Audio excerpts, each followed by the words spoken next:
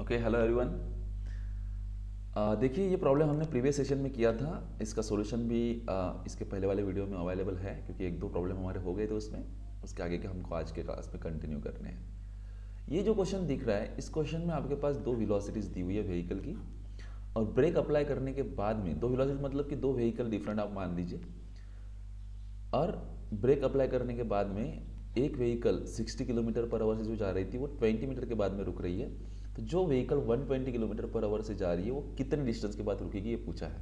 और यहाँ पे मैंने रिलेशन यूज़ किया था S is proportional to use किया। ये कैसे यूज़ किया था आप प्रीवियस वीडियो में देख सकते हो। तो ध्यान रहे, अगर आपको कोई भी दो व्हीकल दी है जो कुछ इनिशियल वेलोसिटी यू से जा रही है, और दोनों पे ब्रेक अगर अप्लाई किया, तो उनके अंदर होने वाला डिस्प्लेसमेंट रुकने से पहले कितना होगा, ये आप ऐसे निकाल सकते हो by using this S2 upon S1 is equals to U2 upon U1 का square.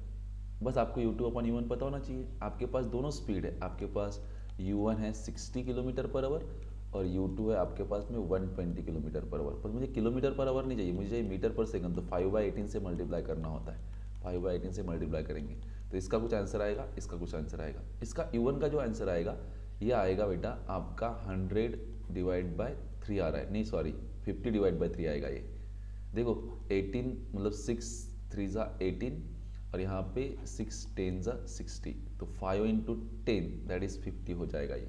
This will become 50, right. तो ये ऊपर हो जाएगा 50 और ये 6 3 ज़ार हो जाएगा, तो डिवाइड में 3 है, ओके।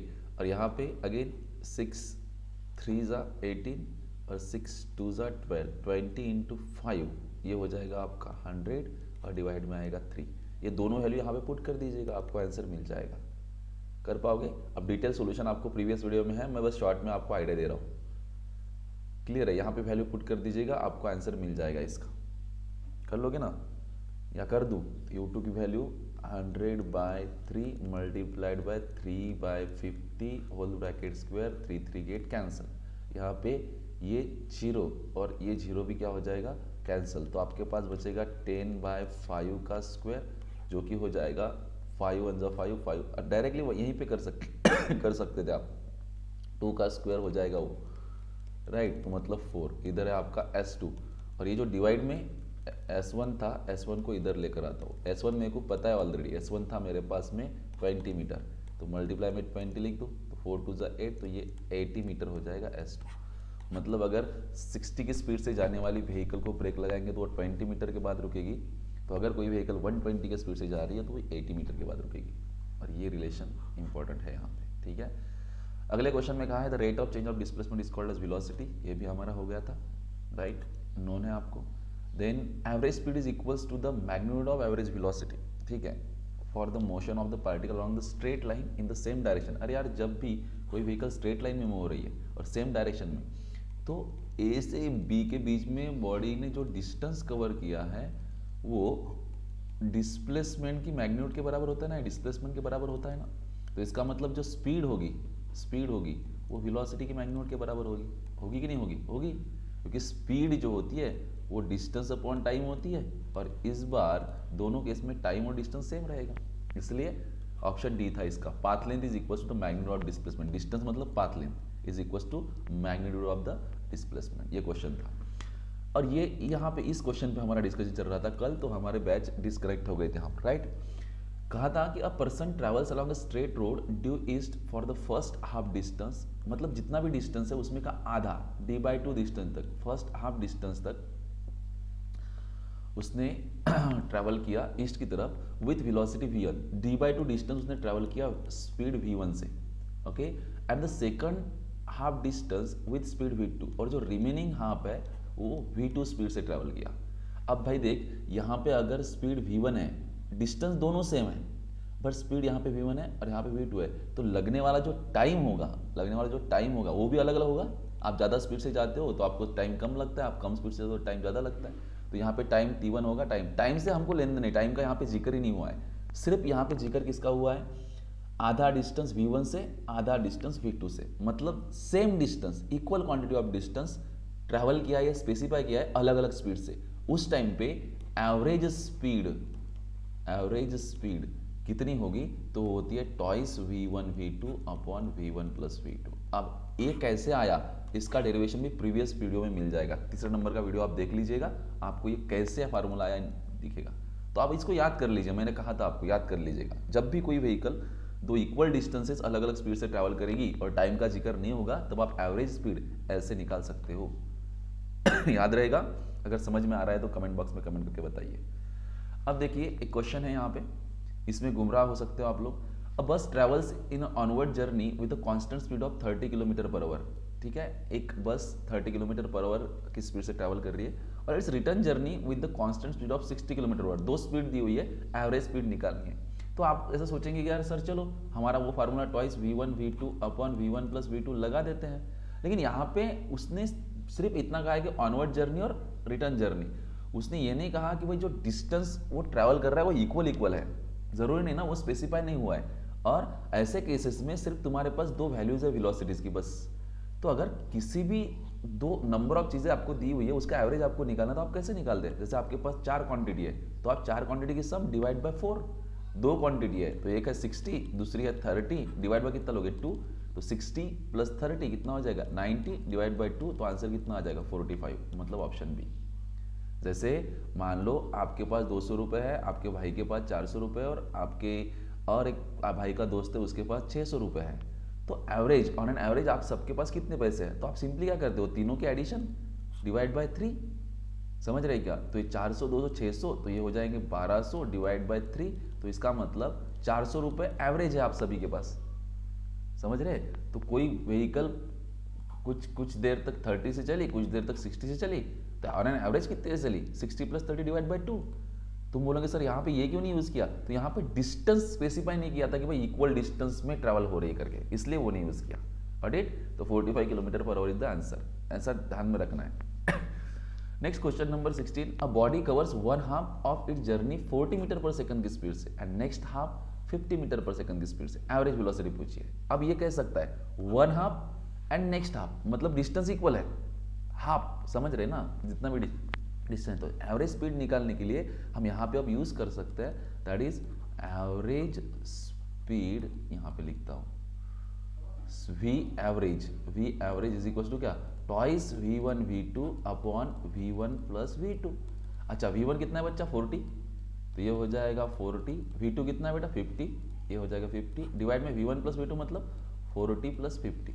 ठीक है, तो ये यहाँ पे नीचे डिवाइड में 90 हो जाएगा, तो 2 into 40 into 50 as it is रखता हो, डिवाइड में 50 प्लस 40 इज 90।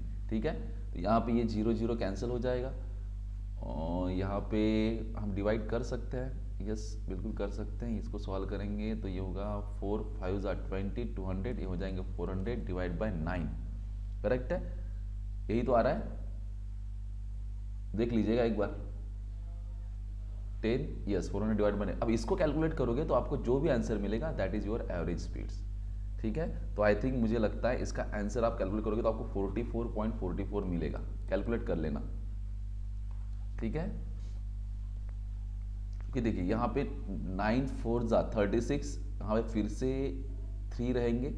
ओके, तो और आपको देखिए कैलकुलेट कर सकते हो आप लोग, 400 दिया हुआ है और ये इधर है आपके पास में 9, तो 9 से आप डिवाइड कर दोगे, आप लोगों को यही आंसर इसका मिल जाएगा।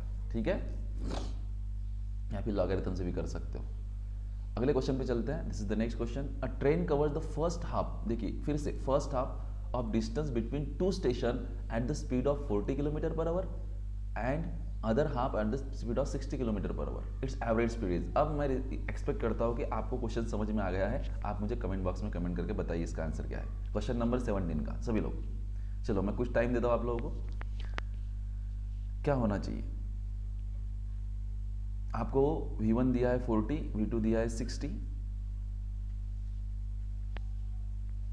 करिए। तो फिर से एक बार एवरेज स्पीड, आई होप कि आप कमेंट कर रहे हो नीचे, एवरेज स्पीड कितनी हो जाएगी, toys v1 v2 upon v1 plus v2। ठीक है, तो ये 2, v1 की वैल्यू बताइए, v1 की वैल्यू आपके पास 40, v2 की वैल्यू बताइए, v2 की वैल्यू आपके पास 60, डिवाइड में v1 प्लस v2 मतलब ये हो जाएगा 100।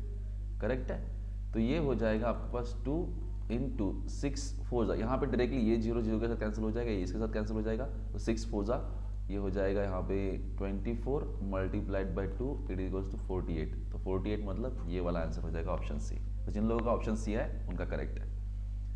Are you getting or not? Yes. अगले क्वेश्चन में मूव ऑन करते हैं बच्चों। This is the next question.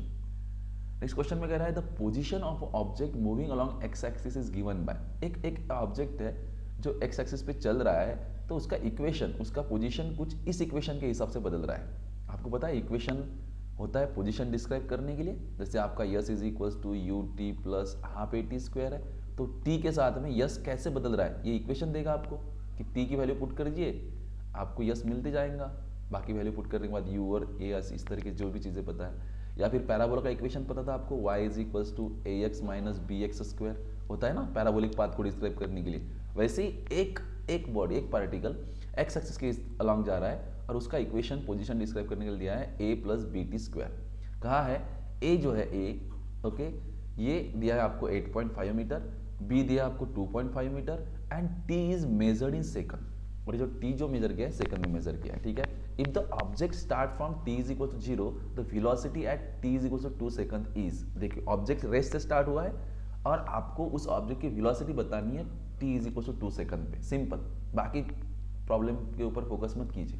Question में कहा है एक इक्वेशन दिया है, x मतलब उसका डिस्प्लेसमेंट, x मतलब डिस्प्लेसमेंट, आपको निकालनी है वेलोसिटी और t सेकंड पे निकालनी है। कौन सा सेकंड पे निकालनी है? t सेकंड पे। ओके, तो चलिए शुरू करते हैं। सबसे पहले देखिए, मुझे बताइए कि वेलोसिटी होती क्या है?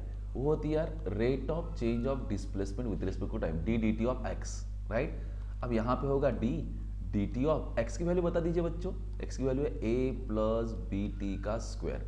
इसको डिफरेंशिएट करेंगे। अब अगर आपका डेरिवेटिव हो गया है तो आपको ये समझ में आएगा, लेकिन डेरिवेटिव नहीं हुआ है तो नहीं पता होगा। फिर भी मैं समझा देता हूँ। डेरिवेटिव ये ए जो है ना एक प्योरली नंबर है, ए जो है 8.5 मीटर एक नंबर है और मतलब ये कांस्टेंट है और कांस्टेंट का डेरिवेटिव कितना होता है? 0। तो यार ये हो जाएगा that is D D T of A plus D D T of B T square. Separate किया, डेरिवेटिव ऑफ कांस्टेंट होता है 0 plus D D T of, इसमें बी कांस्टेंट है, बी इज प्योरली नंबर है, नंबर कांस्टेंट है, यहाँ पे constant बाहर निकलेगा और जो टी स्क्वायर है इसका डेरिवेटिव आएगा, ठीक है। तो ये बी एज इट इज और टी स्क्वायर का डेरिवेटिव होता है बच्चा ट्वाइस टी। क्या होता है? Twice T. तो तुम्हारे पास अभी है 2bt, ये मिली तुमको वेलोसिटी। ये क्या है तुम्हारी? वेलोसिटी। जिसको डेरिवेटिव आता है उसको समझ में आएगा, अदरवाइज नहीं आएगा, ठीक है। तो वेलोसिटी का मुझे, क्योंकि मेरे पास डिस्प्लेसमेंट था, मेरे पास x is equal to A plus B T square, तो डिस्प्लेसमेंट का रेट ऑफ चेंज निकालूंगा तभी मुझे वेलोसिटी मिलेंगी। तो ये मेरे पास डिस्प्लेसमेंट है, उसका मैंने रेट ऑफ चेंज निकाला D D T of x. तो डिफरेंशिएट किया, डिफरेंशिएट करने के बाद मुझे 2bt मिला। अब मुझे वेलोसिटी चाहिए, बट उस टाइम पे टाइम कितना था? 2 सेकंड। तो t की वैल्यू 2 सेकंड पुट कर दीजिए, तो v इज इक्वल टू हो जाएगा 2। b की वैल्यू भी पुट कर सकते हो 2.5 और t की वैल्यू 2 सेकंड। t की वैल्यू कितनी? 2 सेकंड। तो ये हो जाएगा 5 इंटू 2 दैट इज 10। तो यहाँ पे option B is correct. Getting or not? समझ पा रहे हो आप लोग?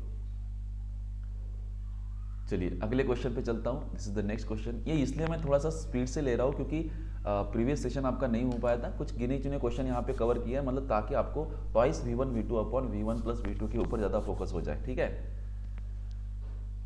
हाँ,